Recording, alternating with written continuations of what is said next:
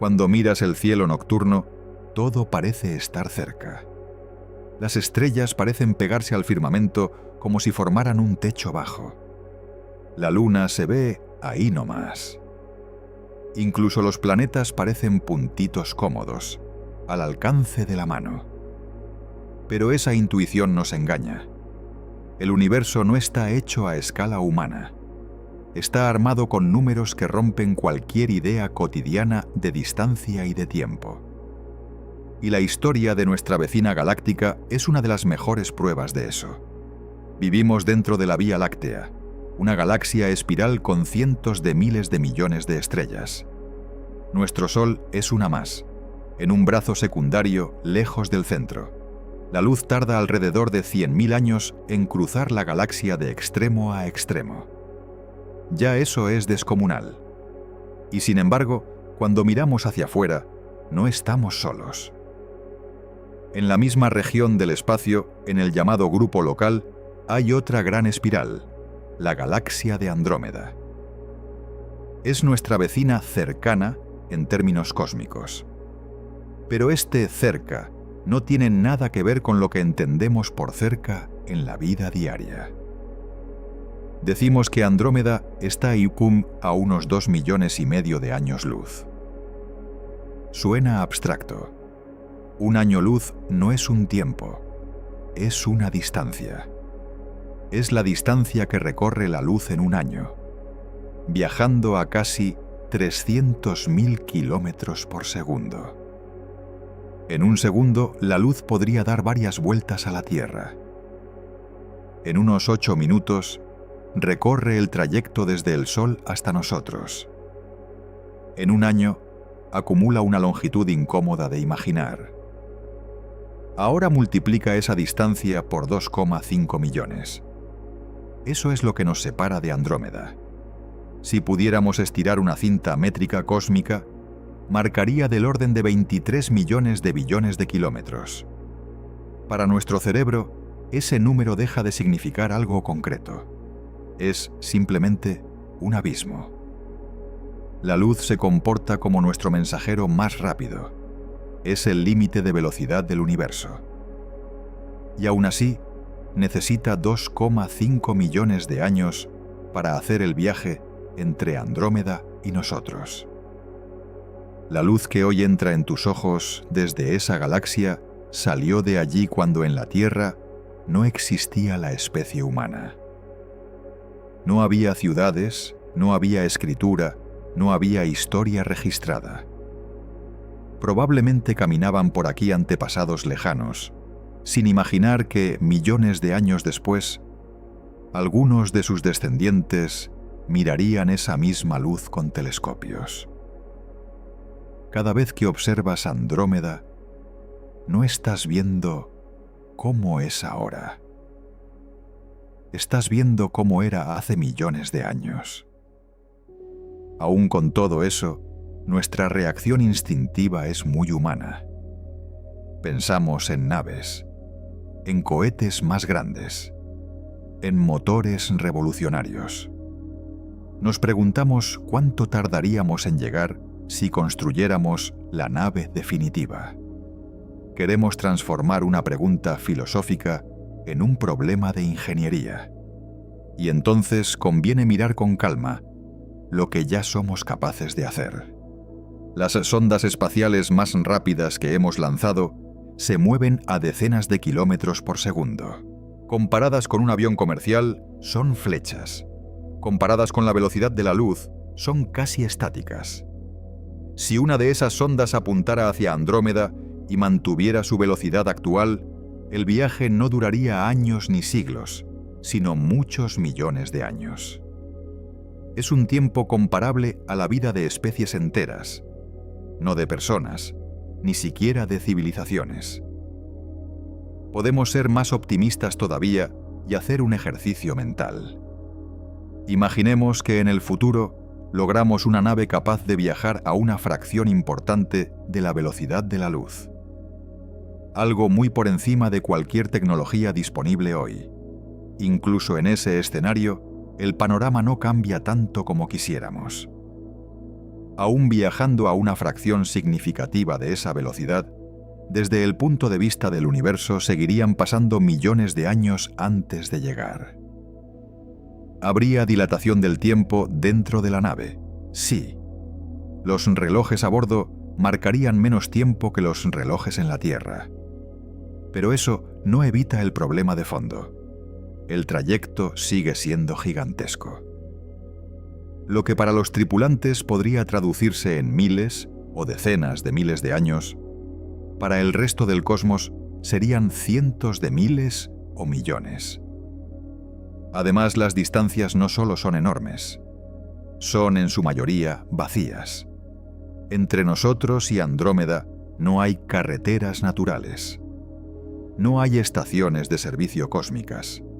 No hay planetas con infraestructura esperando abastecer a una nave. Solo hay un medio extremadamente tenue. Un poco de gas, algo de polvo, algunas galaxias enanas dispersas. Cargar suficiente energía, comida, agua y protección para sostener un viaje así no es simplemente complicado. Está al borde de lo absurdo. Una nave que intentara hacerlo tendría que convertirse en un mundo autosuficiente.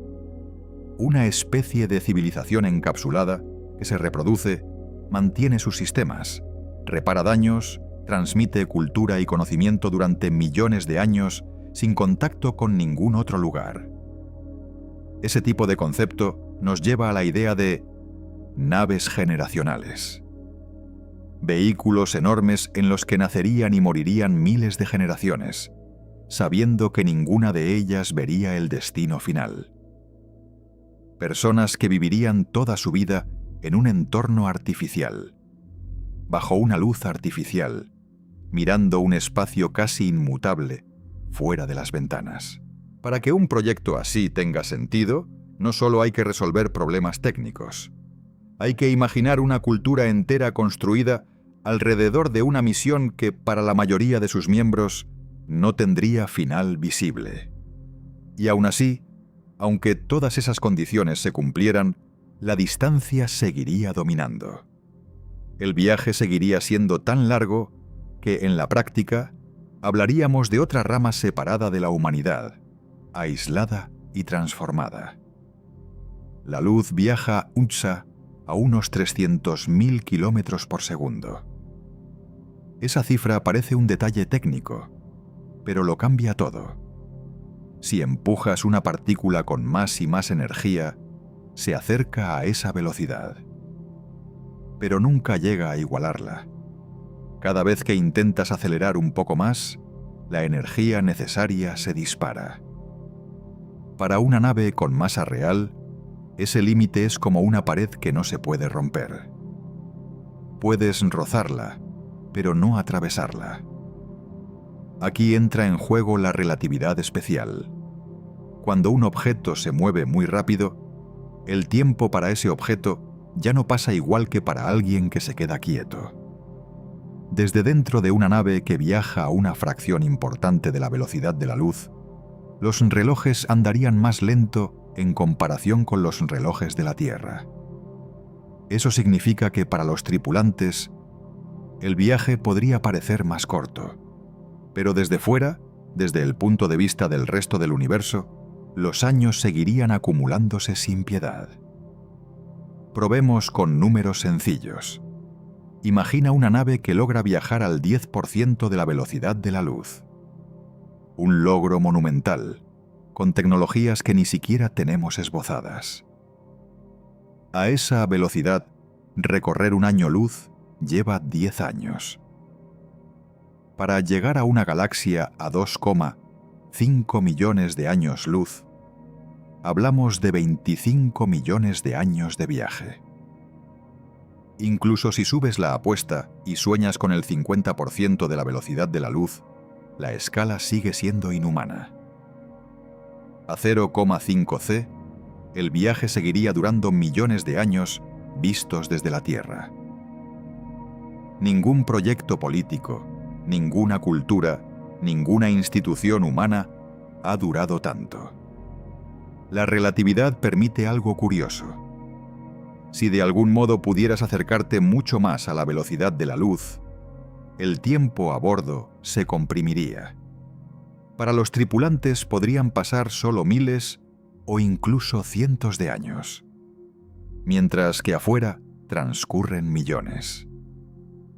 Eso suena tentador, pero no resuelve el problema fundamental. Cuando la nave llegue, la civilización que la envió ya no existirá. La Tierra será otra. Quizás ni siquiera haya seres humanos esperándolos. A la dificultad del tiempo se suma la de la energía. Para acelerar una nave grande a velocidades relativistas, no basta con unos tanques de combustible más grandes. Hablamos de cantidades de energía comparables a la producción total de una civilización durante siglos.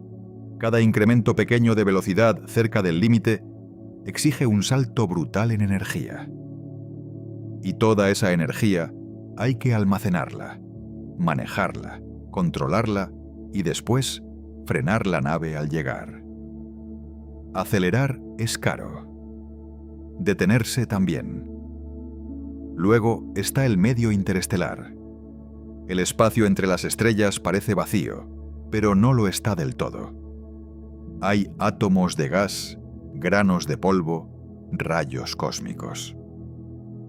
A las velocidades a las que estamos hablando, una partícula de polvo del tamaño de un grano de arena se convierte en un proyectil devastador. El impacto contra el casco de una nave, a una fracción de la velocidad de la luz, liberaría una energía enorme, capaz de perforar blindajes. Necesitarías escudos masivos, capas de material, campos magnéticos, sistemas redundantes. Todo eso suma masa. Y más masa significa más energía para acelerar. El círculo se cierra. Por eso, cuando se habla en serio de viajar a otras estrellas, aparecen ideas como las naves generacionales. En lugar de una expedición con ida y vuelta, se imagina una especie de ciudad cerrada, autónoma. Una estructura donde nacerían y morirían generaciones enteras, manteniendo la nave, la cultura y el objetivo durante tiempos enormes. No sería un viaje en el sentido clásico. Sería una migración lenta, casi una nueva rama de la humanidad flotando entre las estrellas. Y eso para recorrer distancias dentro de nuestra propia galaxia, no para saltar hacia otra. Si dentro de la Vía Láctea ya resulta casi imposible planear un viaje tripulado a las estrellas cercanas, a escala de galaxias la idea se vuelve puramente teórica. Andrómeda no está a 4 años luz, como Próxima Centauri. Está a millones de años luz. Lo que hoy vemos como un objeto brillante en el cielo es, en términos de viaje, un destino desproporcionado. Cualquier nave razonable perdería sentido frente al tiempo, al desgaste y al simple hecho de que todo cambiaría mientras estuviera en tránsito. A veces se plantea una objeción. Quizá, en el futuro lejano, una civilización muy avanzada pueda jugar con estas escalas como nosotros jugamos hoy con un mapa. Podría no importarle dedicar millones de años a una expedición. Podría pensar en miles de generaciones como un simple tramo de su historia. Eso abre discusiones interesantes sobre cómo cambia la mente cuando cambia y además cambia el tiempo que maneja. Pero incluso ahí, el límite de la velocidad de la luz seguiría presente.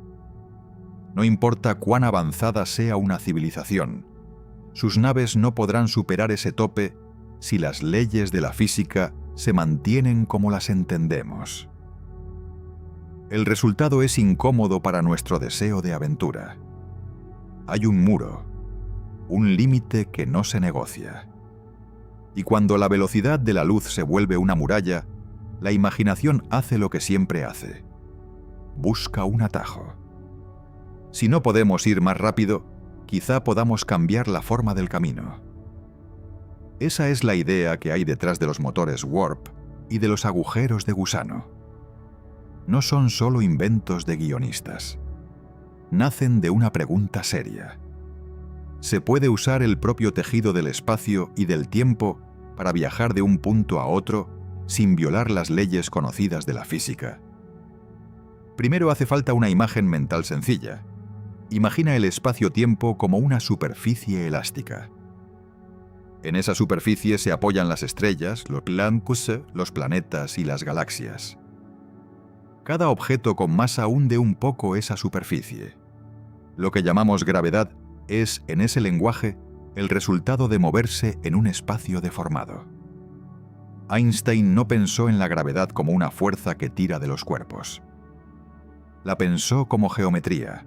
Los objetos simplemente siguen el camino más recto posible dentro de una hoja, aunque ya está doblada. Si aceptamos que el espacio puede curvarse, aparece la tentación inmediata. Y si acercamos el origen y el destino, en lugar de empujar una nave a velocidades imposibles. En los años 90, un físico llamado Miguel Alcubierre tomó esa idea y la formuló en serio. Propuso una solución matemática a las ecuaciones de Einstein en la que una burbuja de espacio se contrae delante de la nave y se expande detrás. Dentro de la burbuja, la nave no se mueve rápido. Es el propio espacio el que se desliza. De esa forma, localmente nunca se supera la velocidad de la luz, pero vista desde fuera, la burbuja podría recorrer distancias enormes en menos tiempo. Sobre el papel suena elegante. En las ecuaciones funciona. El problema aparece cuando uno mira qué tipo de energía haría falta para generar esa burbuja. No basta con llenar tanques de combustible, ni con aprovechar la energía de una estrella. Los cálculos iniciales daban números ridículos, comparables a la energía contenida en masas planetarias, incluso mayores. Más tarde se refinaron los modelos y esas cifras bajaron un poco, pero siguieron siendo descomunales. Sobre todo, apareció un requisito aún más extraño. Se necesitarían regiones de espacio con densidad de energía negativa. La energía negativa no es algo que se pueda almacenar en un tanque ni producir en un reactor. En ciertos fenómenos cuánticos, a escalas microscópicas, se dan configuraciones que pueden interpretarse como densidades de energía por debajo del vacío, pero son efectos sutiles, frágiles, que ocurren en distancias minúsculas y tiempos extremadamente cortos. Convertir eso en un recurso de ingeniería, estable, de kilómetros de extensión, es otra historia. No sabemos si la naturaleza permite algo así. Y aunque lo permitiera, no sabemos cómo controlarlo sin que el propio sistema se vuelva inestable. Además está el detalle incómodo de los bordes de esa burbuja. En un modelo de motor warp, el frente de la burbuja acumula energía y partículas, como una ola que empuja todo a su paso. Al detenerse, esa energía tendría que liberarse en algún lado. Algunos cálculos sugieren que eso podría producir una radiación muy intensa al llegar, con consecuencias nada agradables para el lugar de destino. La forma de esa burbuja también plantea dudas sobre qué verían los tripulantes, cómo podrían comunicarse con el exterior o maniobrar una vez activado el campo. En muchos escenarios, la nave queda casi aislada causalmente durante el trayecto. Los agujeros de gusano aparecen en otro rincón del mismo mapa.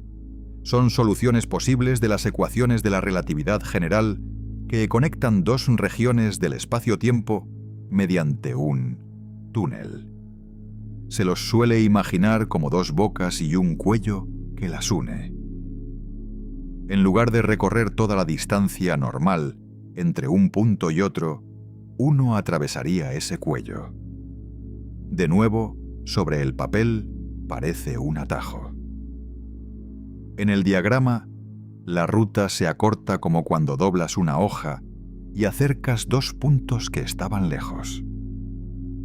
El inconveniente es que la mayoría de esos agujeros de gusano son inestables. Tienden a colapsar en cuanto se forma el mínimo intento de atravesarlos. La gravedad propia de la estructura aprieta el cuello hasta cerrarlo. Para mantener el túnel abierto, se vuelve a pedir lo mismo que en el motor Warp: materia o energía exótica, con propiedades que no hemos observado a gran escala. Algo que actúe como un andamio imposible, sosteniendo el pasillo contra su propia tendencia a desplomarse. A eso se suman otros problemas. Un agujero de gusano navegable no solo tendría que ser estable, también tendría que ser lo suficientemente grande como para permitir el paso de una nave, y lo bastante tranquilo como para no destruirla con fuerzas de marea o radiación. Y si se pudieran construir, aparecerían cuestiones profundas sobre causalidad y paradojas temporales. Algunos modelos permiten, al menos en teoría, que un agujero de gusano conecte no solo lugares distintos, sino también momentos distintos. Eso genera conflictos con la idea de causa y efecto que la física intenta preservar.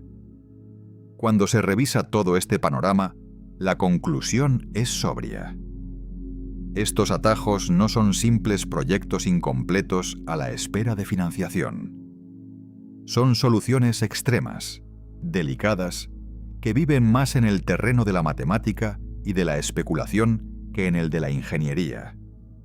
No hay un camino claro para pasar de las ecuaciones a un plano de construcción. No tenemos materiales, no tenemos fuentes de energía adecuadas, ni siquiera sabemos si el universo admite estos objetos en condiciones realistas sin que destruya otras partes de su estructura. Aún así, son valiosos por algo. Nos muestran que las leyes de la física no son un muro gris e inmóvil. Dentro de esas leyes hay margen para ideas sorprendentes. Los motores de curvatura y los agujeros de gusano funcionan como laboratorios conceptuales. Nos obligan a pensar qué se permite y qué no en un universo donde la velocidad de la luz marca el ritmo. Y nos recuerdan que, incluso cuando intentamos hacer trampas, la realidad es más estricta que nuestra imaginación. Las galaxias del grupo local no están quietas. Cada una se mueve bajo la influencia de la gravedad de las otras y de la materia que no vemos. Andrómeda no es una excepción. Sus estrellas, sus nubes de gas y todo su halo oscuro se desplazan en nuestra dirección. Si pudiéramos congelar el tiempo y medir con cuidado, veríamos que se acerca a unos cientos de kilómetros por segundo. Para una nave, eso sería una velocidad increíble. Para dos galaxias separadas por millones de años luz, es un avance paciente, casi sereno, que solo se aprecia cuando se mide en millones de años. Con el paso de los eones, esa velocidad constante hace su trabajo. La distancia se va reduciendo. Hoy la vemos como un parche luminoso en la constelación de Andrómeda, apenas visible a simple vista desde lugares oscuros. Pero dentro de miles de millones de años, la historia será distinta. La galaxia se irá agrandando en el cielo.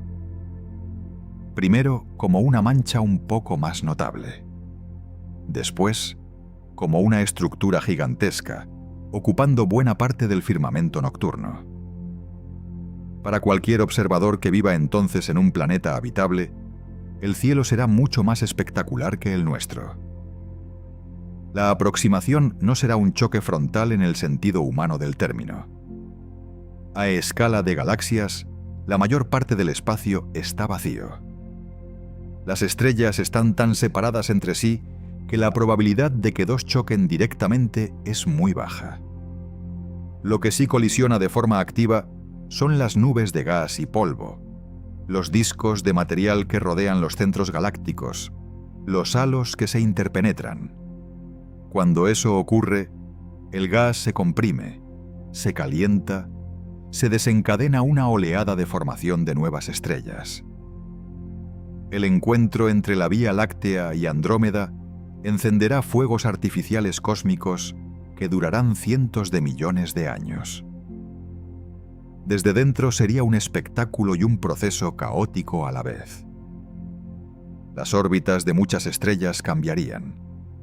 Algunas serían arrojadas a las afueras del nuevo sistema. Otras caerían hacia el centro, alimentando el crecimiento del agujero negro supermasivo.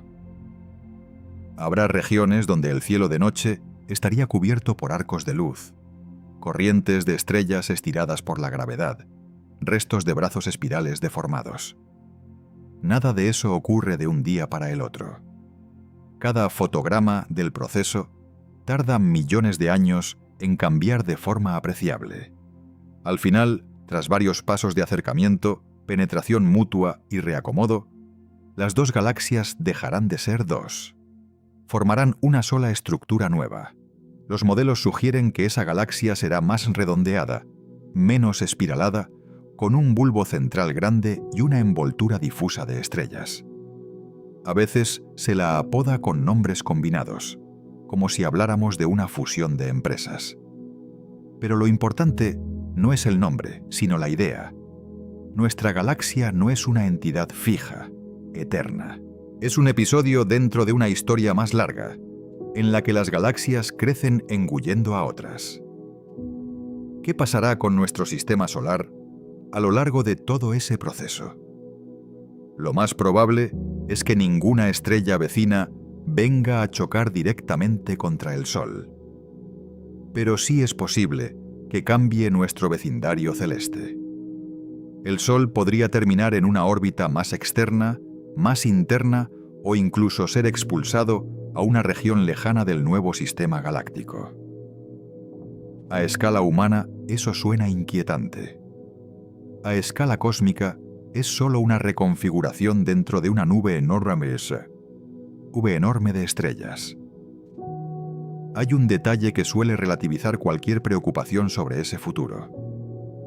El encuentro serio entre ambas galaxias ocurrirá dentro de unos 4 o 5.000 millones de años.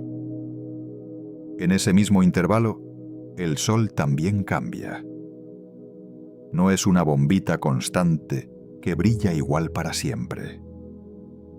Poco a poco, aumenta su luminosidad.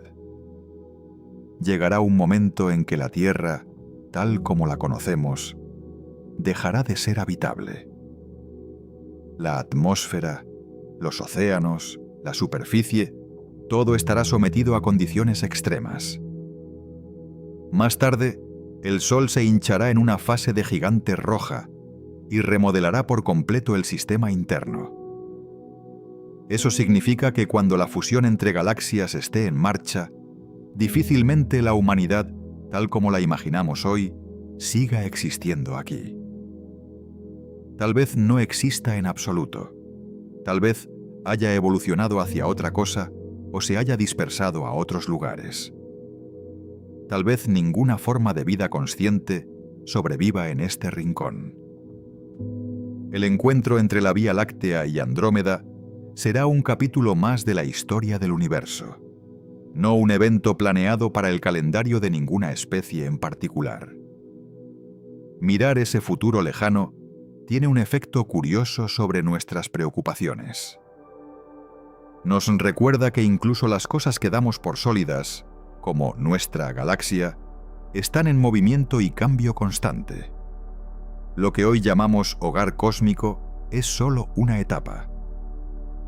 Las estructuras a escalas gigantescas viven ciclos de formación, crecimiento, colisión y transformación. Y nosotros, en medio de eso, somos proyectos de vida finitos, de unas pocas décadas, mirando con telescopios una historia que se desarrolla en miles de millones de años. Aún así, esa perspectiva no nos excluye. Al contrario, nos da un rol muy particular. Nunca viajaremos en una nave hasta esa galaxia vecina. Pero sí somos capaces de anticipar el encuentro. Podemos simularlo en computadoras, observar otras fusiones de galaxias más lejanas, entender qué nos espera dentro de miles de millones de años. Somos testigos informados de un capítulo que todavía no ocurre. Sabemos que dos grandes discos espirales, ahora separados por un océano de espacio, terminarán siendo un único sistema de estrellas. En ese sentido, el acercamiento entre las dos galaxias es, paradójicamente, la versión cósmica de un viaje que no necesitamos hacer. No será nuestra nave la que cruce la distancia. Serán las propias galaxias las que la cierren lentamente. Nuestro vínculo con esas galaxias es la luz. Fotones que han viajado durante millones de años llegan a nuestros telescopios y a nuestros ojos. En ellos está codificada la historia de esas estrellas, de sus explosiones, de sus nubes de gas, de los agujeros negros que habitan sus centros. Con un espectro podemos saber de qué están hechas. Con pequeños cambios en la longitud de onda, podemos medir su movimiento. Con imágenes tomadas a lo largo del tiempo, podemos seguir su evolución. Sin movernos de este planeta, reconstruimos escenas que ocurren a distancias incomprensibles. Hay un detalle fascinante. Siempre estamos mirando al pasado. La luz que vemos hoy de esa galaxia vecina salió de allí hace millones de años. Lo que vemos ahora es lo que ella fue, no lo que es en este momento.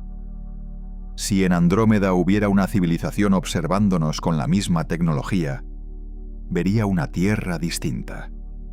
Vería una etapa antigua de este planeta. Tal vez sin ciudades. Tal vez sin humanos. Seríamos para ellos una historia previa a la nuestra. Dos observadores separados por millones de años luz, mirando versiones desfasadas del otro. Aceptar esto cambia nuestra idea de llegar. Para una especie como la nuestra, llegar no es solo poner un pie. Llegar también es entender, saber medir, saber predecir, saber contar. La física moderna y la astronomía nos permiten trazar mapas de galaxias que nunca pisaremos. Podemos calcular sus masas, sus trayectorias futuras, su destino probable en miles de millones de años. Somos incapaces de viajar hasta allí, pero somos capaces de escribir parte de su biografía cósmica. También cambia cómo pensamos nuestros propios límites. Nos gusta imaginar que todo obstáculo es un problema pendiente de resolver. Una cuestión de tiempo, presupuesto o creatividad. Pero algunas barreras son estructurales. No dependen de que seamos más listos. Dependen de cómo está armado el universo. La distancia a otras galaxias, la velocidad de la luz, la escala del tiempo cósmico son ejemplos claros. No parecen negociables. Frente a en que ellos no tiene sentido repetir «algún día lo lograremos» como una frase vacía. Tiene más sentido aprender a vivir sabiendo que hay cosas que no vamos a hacer. Lejos de ser deprimente, eso puede ser liberador. Si aceptamos que no vamos a ir a todas partes, que no vamos a verlo todo, el foco cambia. Ya no se trata de conquistar el universo, sino de conocerlo lo mejor posible desde donde estamos. En lugar de soñar con cruceros galácticos, tal vez tenga más sentido perfeccionar nuestros telescopios, nuestras teorías, nuestras formas de compartir conocimiento. En una vida humana caben muchas cosas. Descubrir, enseñar, maravillarse, participar en una cadena de generaciones que entiende cada vez un poco más. Hay otra consecuencia importante. Saber que no vamos a ir hasta allá pone en perspectiva lo que sí podemos hacer cerca. Viajar a otros planetas de nuestro sistema. Proteger el único mundo habitable que conocemos. Estudiar la vida en todas sus formas aquí. mientras usamos la luz lejana como laboratorio natural para la física y la cosmología. Somos una especie con recursos limitados y tiempo limitado. Lo que decidimos observar, cuidar y explorar dice mucho sobre quiénes somos. También nos recuerda algo sobre el valor de la conciencia. El universo existió durante miles de millones de años sin nadie que pudiera preguntarse por estas cosas. Galaxias nacieron, crecieron, colisionaron y se transformaron en completo silencio. Solo hace un instante, en términos cósmicos, apareció en un pequeño planeta una criatura capaz de mirar al cielo y preguntarse por qué nunca llegará a otras galaxias. Es un dato sencillo, pero profundo. No somos importantes por nuestra fuerza ni por nuestra capacidad de movimiento. Somos importantes por nuestra capacidad de entender. Desde esa perspectiva, que nunca visitemos Andrómeda deja de ser un fracaso. Es simplemente una característica más del universo que habitamos. Una más entre muchas. Y al mismo tiempo, es un motor para la curiosidad. Justamente porque no vamos a ir, todo lo que podamos averiguar a distancia se vuelve más valioso. Cada nueva imagen, cada nueva medición, cada modelo mejorado de cómo se forman y se fusionan las galaxias es un paso adelante en esa relación a larga distancia con el cosmos.